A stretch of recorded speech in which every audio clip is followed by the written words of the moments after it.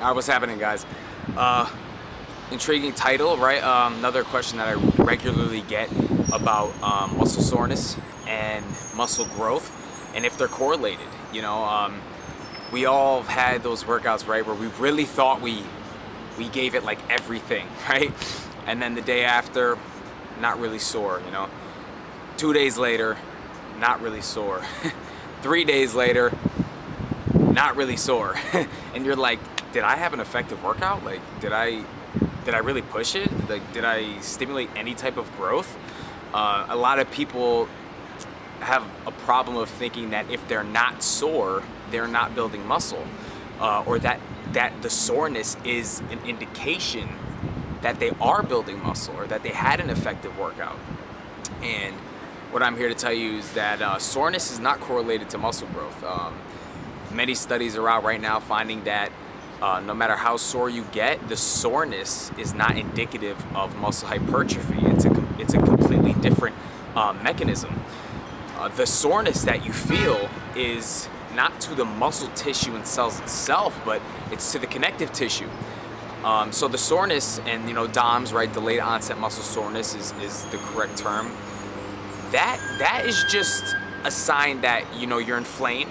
Your body took some trauma and you have inflamed tissue, connective tissue, and you aren't 100% fully recovered yet. So, and again, it's kind of odd because even I have the mindset of, like, you know, say I did a leg day, you know, squats, leg press, lunges, all these compound heavy movements, really gave it my all, you know, and then a day later, 2 days later, you know, if it's easy for me to walk up the stairs and it doesn't really, like, when I sit down, you know, it's like, dude, what happened? Like, did I not, you know, did I not have an effective workout? Even when I know this information, I still feel that way, and it's a bad mindset because what the research is showing is not true. You know, I think, I forget the study where it was, but they showed that, you know, downhill running and eccentric cycling produced a ton of soreness in the thighs and the quadriceps specifically, but that the soreness was not showing any type of rebuilding or remodeling of the muscle cell, the muscle tissue. So it really it didn't have anything to do with building new muscle, because that's not what the soreness was indicative of. So, and again, there's going to be many things that influence your soreness, you know. First thing is just your training experience and how long you've been lifting. You know, a beginner who goes in to the gym for the first time, or say you actually been lifting and you took 6 months, a year off, you finally go back into the gym, you see how sore you are those first couple of weeks. It's because it's now training and working out, and the weights is a totally brand new stress and stimulus to you. So beginners get sore off of anything. I mean, I remember back when I first started lifting, I was sore like every day. You know, granted, I didn't know how to properly put together a training program and know how much volume I should be doing, all that stuff, so I probably overtrained a ton. But still, as a beginner, you're gonna get sore, and then you're gonna find out that, you know, as the years go on and you become more advanced and you have years and years of training under your belt, it's gonna be harder for you to get sore. That's just what it is. You know, another thing is genetics. You know, personally for me, it's very rare that my shoulders are very sore, like are extremely sore to the point where, like, I can't lift my arm. Like, for some reason, and I do everything to them, you know. I still hit them with the same intensity, different intensity boosters to failure, negatives, very different variables, just like I do to every muscle, but they just don't get that sore. And on the contrary, my legs get sore off of anything. I mean, I could do, like, you know, 8 sets of squats and I'm sore. I don't have to do anything more, and my legs are just excruciatingly sore. So it's gonna be a lot of your genetics. Is, you know, some people just get great pump and great soreness in their chest, and they don't get a lot of soreness in their biceps or triceps, or, you know, whatever it may be.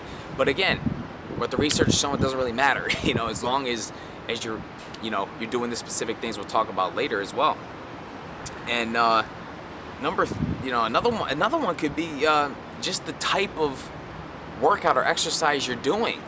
Like we're saying, anything new to you, like I stated before in the study, you know, eccentric cycling and even jumping rope, these types of things are going to make you sore, but they're not really going to translate into new muscle growth, because that's just what they're showing, is that the soreness just doesn't mean anything compared to that, you know. Even me, I could, you know, go do like 500, you know, jumping jacks and stuff like that right now, and I'd most likely be sore the next day. Or I could go do like 600 reps of jump rope. I guarantee my calves will be sore tomorrow, but probably not gonna be any bigger.